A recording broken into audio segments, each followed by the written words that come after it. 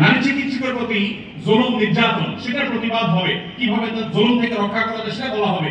দাবি হচ্ছে কি দেখেন, প্রায় সবগুলো দাবি সম্পূর্ণ অপ্রাসঙ্গিক। তার মানে একটা সুনির্দিষ্ট এজেন্ডা বাস্তবায়ন করবার জন্য ইচ্ছাকৃতভাবে অপ্রাসঙ্গিকভাবে এই সমস্ত দাবিগুলো তারা তুলে আনছে। এর ভিতরে একটা হলো দেখেন, যেটা বললাম, ধর্ম গোত্র বর্ণের ঊর্ধ্বে উঠে, মানে কোরআনের বিধানকে সাইডে রেখে বাদ দিয়ে সকল লিঙ্গের মানুষের সমঅধিকার। এখানে একটা দেখেন, সকল লিঙ্গের মিনিংটা কি?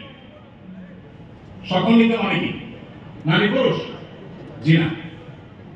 মূলত সমকামিতার কথা সরাসরি না বলে এই যে সকল লিঙ্গ, তারপরে যে আপনার জেন্ডার ডাইভার্সিটি, জেন্ডার বৈচিত্র্য, লিঙ্গ বৈচিত্র্য, এগুলো সবগুলোর মিনিং হলো যে এখানে তারা সমকামিতাকেও একটা লিঙ্গ হিসেবে, সমকামীদেরকে একটা লিঙ্গ হিসেবে, ট্রান্সজেন্ডারদেরকে একটা লিঙ্গ হিসেবে এখানে প্রবেশ করাচ্ছে, সরাসরি বলছেন। তো যাই হোক, এখানে কোরআন কারীমের আয়াতের বিধান থেকে আমাদেরকে, সারা দেশের মানুষকে সরে আসার জন্য আহ্বান করছেন। এই দেশে ছাত্ররা বৈষম্য বিরোধী, কোটা বিরোধী আন্দোলন করেছে কি কোরআন কারীমকে পরিবর্তন করবার জন্য? কোরআনের বিধানকে উল্টাবার জন্য মুসলমানরা রক্ত দিয়েছে? কিন্তু তারা তো সেটা দাবি করছে। আমাদের ছাত্রদের, আমাদের মুসলমানদের রক্তকে তারা কিসের বিনিময়ে বিক্রি করছে দেখেন। দ্বিতীয় দাবি দেখেন, ইউনিফর্ম ফ্যামিলি কোড চালু এবং তা বাস্তবায়ন করতে হবে। এটার সহজ কথা হলো যে মুসলিম পারিবারিক আইন যেটা আছে এটা তুলে দিতে হবে, এবং পাড়ার যে সমাজ চায় সেই সমাজ সজাগতা বাস্তবায়ন করতে হবে, যেটা এই দেশের সংখ্যাগরিষ্ঠ মানুষের চিন্তা, দর্শন, মূল্যবোধের পরিপন্থী।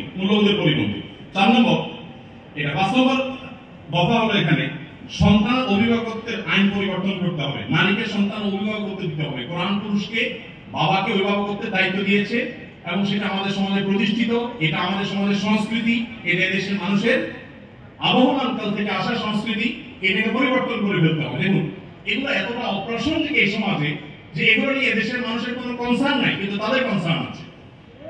এরপরে দেখেন 5 নম্বর হলো সন্তান অভিভাবকত্বের আইন পরিবর্তন। 7 নম্বর হলো নারী, আদিবাসী, প্রতিবন্ধী এবং ভিন্ন লৈঙ্গিক পরিচয়ের মানুষকে, দেখেন নারী আসছে, আদিবাসী আসছে, প্রতিবন্ধী আসছে, এরপরে আবার নারীর পরে আবার ভিন্ন লৈঙ্গিক পরিচয়ের মানুষ বলতে কি বোঝানো হয়? পুরুষ এবং মহিলা ছাড়া ভিন্ন লিঙ্গ এর পরিচয় দেয় তারা কারা? ট্রান্সজেন্ডার। আরো সহজ করে বলতে গেলে সমকামী। কারণ একজন পুরুষ যখন নিজেকে নারী ঘোষণা করে তখন তিনি আরেকটা পুরুষের সাথে বিয়ে বসে, কারণ তিনি ঘোষণা করছেন নিজেকে নারী, এখন একটা পুরুষের সাথে বিয়ে বসেন। যখন একটা ছেলেকে বিয়ে করেন তিনি, তখন আগে থেকেই তো তিনি পুরুষ, এখন একটা ছেলেকে বিয়ে করলেন, তাহলে সমান কি দাঁড়ালো? সমকামী। তো এই সমকামিতা এদেশের মানুষকে গিলানো সহজ হবে না, সেজন্য এই সমস্ত শব্দের মাইন্ড তারা দিচ্ছে। আপনি দেখেন প্রতিটা দফায় হয়েছে কলকাতায় কি আর তারা দাবি করছে কি। এই যে ব্যাপারটা দেখেন, এখানে তারা বলছে যে নারী, আদিবাসী, প্রতিবন্ধী এবং ভিন্ন লৈঙ্গিক পরিচয়ের মানুষদের প্রতিনিধিত্বের জন্য যৌক্তিক অনুপাতে কোটা বরাদ্দ দিতে হবে। যে কোটা বিলুপ্তির জন্য এত কিছু, সেই ছাত্রদের সরকারের উপদেষ্টা এখন কোটা চাচ্ছেন সমকামীদের জন্য।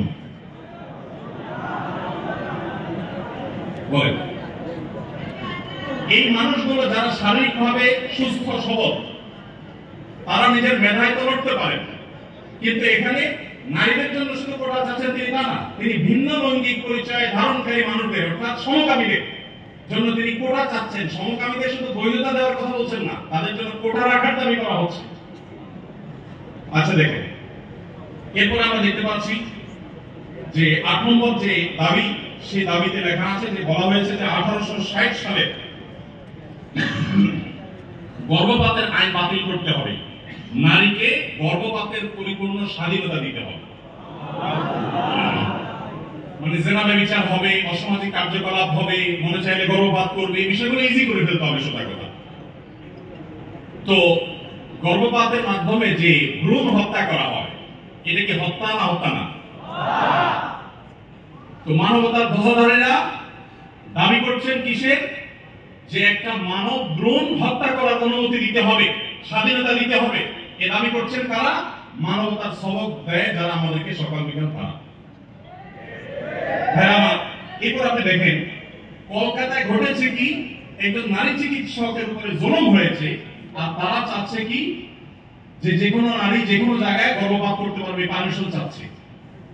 তার মানে যত রকমের অবৈধ সম্পর্ক আছে, জেনা ব্যভিচার আছে, এগুলো করে যাতে কারো টেনশন করতে না হয়, সে রাস্তায় যাতে সুগম হয়, সেটা তারা চাচ্ছে। কলকাতা হয়েছে কি আর তারা দাবি করছে। আচ্ছা, এরপরে দেখেন 9 নম্বর দাবি করেছে তারা, নারী এবং লৈঙ্গিক বৈচিত্র্যের মানুষের জন্য সমান কর্মসংস্থানের সুযোগ দিতে হবে এবং নিরাপদ কর্মসংস্থানের নিশ্চয়তা দিতে হবে। তার মানে নারী এবং লৈঙ্গিক বৈচিত্র্যের মানুষদের কথা বলা হচ্ছে এখানে। পুরুষ তো আছেই, মহিলা পুরুষের বাদে আবার বিভিন্ন লৈঙ্গিক পরিচয়ের ধারণকারী মানুষদের জন্য কর্মসংস্থানে বিশেষভাবে তাদের জন্য সুযোগ দিতে হবে, পরিবেশ করতে হবে। তার মানে কি নারী পুরুষ ছাড়া কি আছে? ট্রান্সজেন্ডার বা সমকামী। যদি আপনি বলেন না আমি এখানে তৃতীয় লিঙ্গ বুঝেছি, তাহলে তৃতীয় লিঙ্গ বলতে আপনার সমস্যা কি? লৈঙ্গিক বৈচিত্র্য শব্দ বলতে কতগুলো অক্ষর ব্যবহার করতে হয়েছে, উচ্চারণ করাও তো একটু কঠিন। আপনি তৃতীয় লিঙ্গে বলতে সমস্যা কোথায়? হিজড়া বলতে যদি আপনি না চান, না বললেন। তৃতীয় লিঙ্গ তো আমাদের দেশের স্বীকৃত ভাষা, সংবিধানের ভাষা, তাহলে সেটা ব্যবহার করতে অসুবিধা কোথায়? তার মানে এটা তাদের উদ্দেশ্য না। আমি তো দায়িত্ব নিয়ে বলতে পারি এটা তাদের উদ্দেশ্য। তাদের উদ্দেশ্য হলো সমকামী বা ট্রান্সজেন্ডারদেরকে তারা সমাজে প্রতিষ্ঠা করবার অপচেষ্টায় লিপ্ত। এখনো দেশে কিছুই ঠিক হয় নাই, কত জটিল অবস্থা।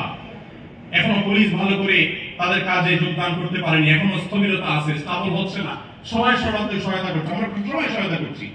এই শুরুতে এসেই দেখেন তারা একটা করে একটা দফা দিচ্ছে এবং সেখানে এদের দফার সাথে দফা দেওয়ার জন্য, দাবি দেওয়ার জন্য উপদেষ্টা মহোদয় তাদেরকে বলছেন এবং বলছেন ঝাঁপিয়ে পড়বেন তিনি এই দাবিগুলো বাস্তবায়ন করবার জন্য।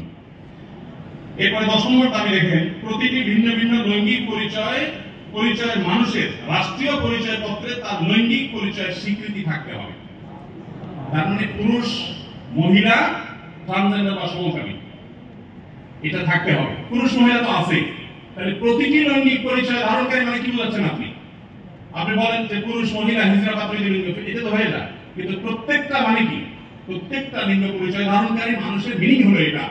বিগত আমলে আমাদের স্কুলে এমনকি আলিয়া মাদ্রাসা পাঠ্যপুস্তকে যে পাতায় পাতায়, লাইনে লাইনে, পৃষ্ঠায় পৃষ্ঠা যে সমকামিতার কুশিক্ষা, এই অপসংস্কৃতি এবং বস্তা পচা সস্তা এই চিন্তাধারা এবং বিকৃত ব্যবস্থাপনাকে যারা এই সমাজে পুশ করার চেষ্টা করছে, আমাদের সমাজে এর বাইরে হাজারটা বিষয় আছে, সেগুলো নিয়ে তাদের কোনো মাথা ব্যথা নেই। আবার সেই একই জিনিসের পদধ্বনি আমরা এখনো শুনতে পাচ্ছি। 11 নম্বর দাবি ছিল তাদের, সব ধরনের লৈঙ্গিক বৈষম্যকারী আইন বাতিল করতে হবে। সব ধরনের লৈঙ্গিক বৈষম্যকারী আইন বাতিল করতে হবে। ওই যে মেয়েদের, ছেলেদের মিরাসের যে আইন আছে সেটা বাতিল করতে হবে। তারপরে যায় আপনার সমকামীদের বিরুদ্ধে আমাদের দেশে আইন রয়েছে, আপনারা জানেন, সমকামীদের 2 বছর কারাদণ্ডের কথা বলা আছে, সেগুলো বাতিল করতে হবে।